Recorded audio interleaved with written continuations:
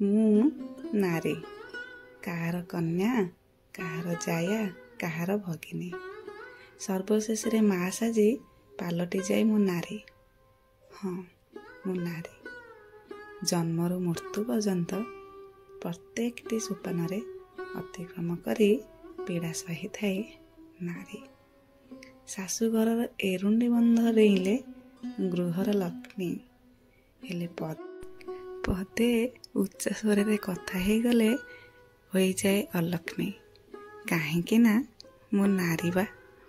ସଭିଙ୍କ ଦୁଃଖରେ ଦୁଃଖୀ ହୋଇ ଝରାଇଥାଏ ଲୁହ ଟୋପା ସିନା, କିନ୍ତୁ ନିଜେ ନୀତି ନିୟମର ଶିକୁଳିରେ ବନ୍ଧା।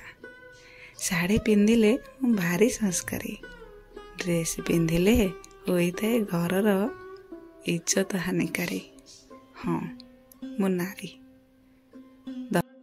ଦରକାର ବେଳେ ତ ଭାରି ଗେହ୍ଲା, କଥା ହାସଲ ପରେ ହୋଇଥାଏ ଅବହେଳା।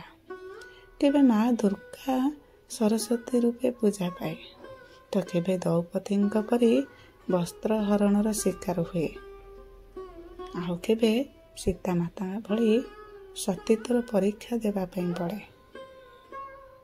କାହିଁକି ନା ମୁଁ ନାରୀ।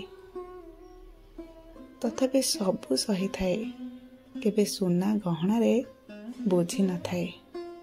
ଟିକେ ସମ୍ମାନ, ସ୍ନେହ, ମମତା, ଭଲ ପାଇବା ପାଇଁ କାଙ୍ଗାଳି ହୋଇଥାଏ। ହଁ, ମୁଁ ନାରୀ। କୁହନ୍ତି କି ନାରୀ ହେଉଛି ଦୁହିତା, ଯାହାକି ଦୁଇ କୂଳକୁ ହିତା। ନାରୀ ହେଉଛି ଅଦମ୍ୟ ସାହସ, ଶକ୍ତି, ବୁଦ୍ଧିମତାର ଆଧାର, ଯାହା ପରିକଳ୍ପନାର ବହୁ ଅର୍ଥରେ। ଥରେ କୁହନ୍ତୁ ତ, ଏତେ କିଛି ପରେ ବି ନାରୀ ସର୍ବଦା କାହିଁକି କଳଙ୍କିତ, କାହିଁକି ନିର୍ଯାତିତ? ତାପରେ ବି ମୁଁ ନାରୀ। ହଁ, ମୁଁ ନାରୀ। ମୁଁ ଗର୍ବିତ କରେ ମୁଁ ନାରୀ।